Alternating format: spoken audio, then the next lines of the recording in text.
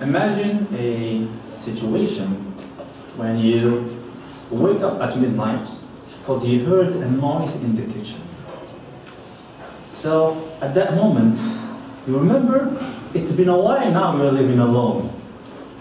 So many thoughts and scenarios come into your head. Scenarios of burglary, of murder, fight, all that stuff.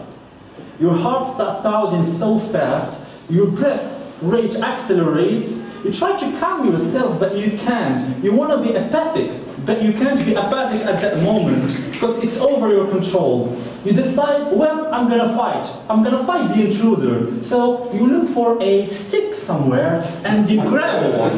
You grab one, but with shaky hands, and you go through the door with calm, quiet pace.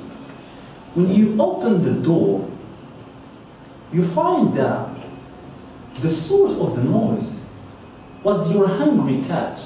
Your hungry cat was looking for something to eat and drop in the jar. At that moment, you feel a sort of relief. So you go from a state of terror to a state of relief. That first state is the purpose of my speech. Today, I want to talk about fear.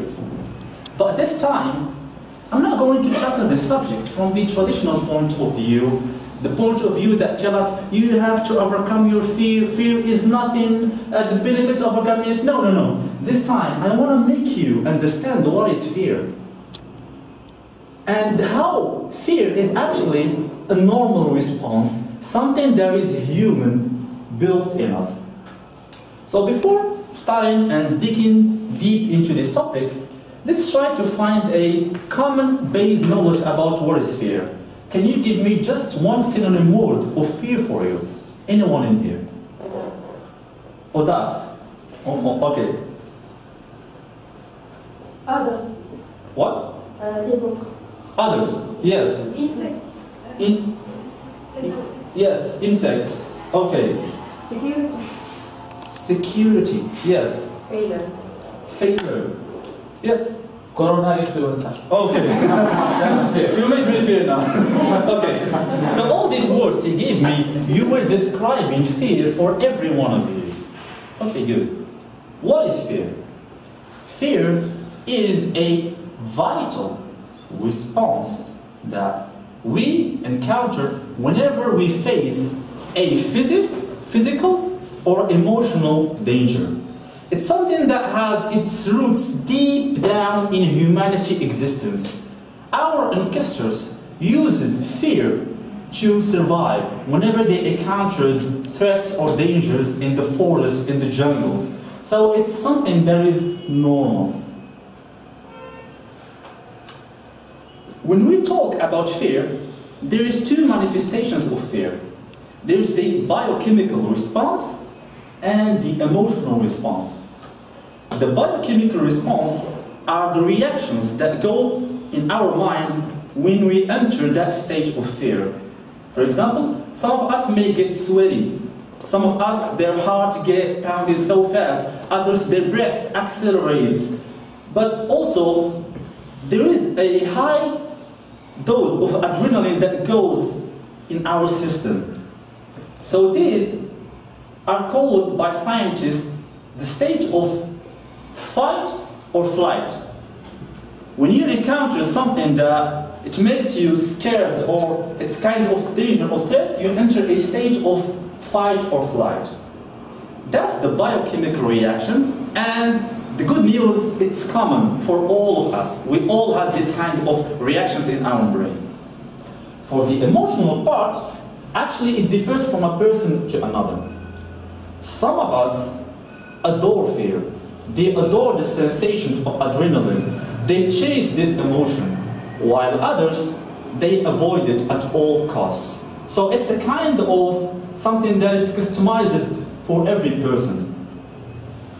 So you do understand now that when it comes to fear, there is the biochemical reaction and there is the emotional experience. Okay, but that let me kind of ask a question. If it is normal, why we get bombarded every day by messages from emotional videos or from coaches. You have to overcome your fear. Fear is the enemy, etc.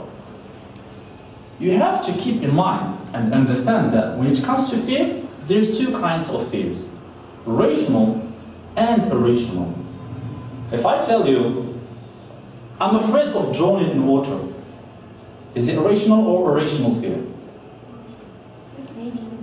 Rational. Rational. Okay, both. Okay. First of all, you have to ask me what is the context. If I tell you, I'm in the middle of the ocean, in a risky boat, and there is a storm coming, and I'm afraid of drowning in water, at that moment, I guess it's rational. There is a risk of drowning in the ocean.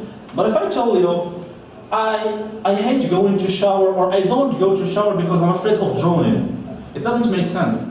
It's a kind of irrational. So when it comes to fear, you need to take into account two things: the frequency of that happening and the logic behind it. Another example, if I tell you, I'm afraid of talking in public, is it irrational or irrational? Rational? Irrational. Depends. Irrational. Yes, that's the answer that I was looking for. It depends on the context, because if I told you I'm going to deliver a speech in a state of war like Syria and I'm going to criticize a dictator there, I mean, you have to be afraid. There is a risk to be killed there. But if I told you I'm going to deliver a speech here in Toastmasters and I am afraid, it's a kind of irrational. So at the end, fear is not the enemy. Fear is an emotion, like so many other emotions, like happiness, like feeling tired, all that, it's just an emotion. An emotion that you have to learn how to live with. Thank you, everyone.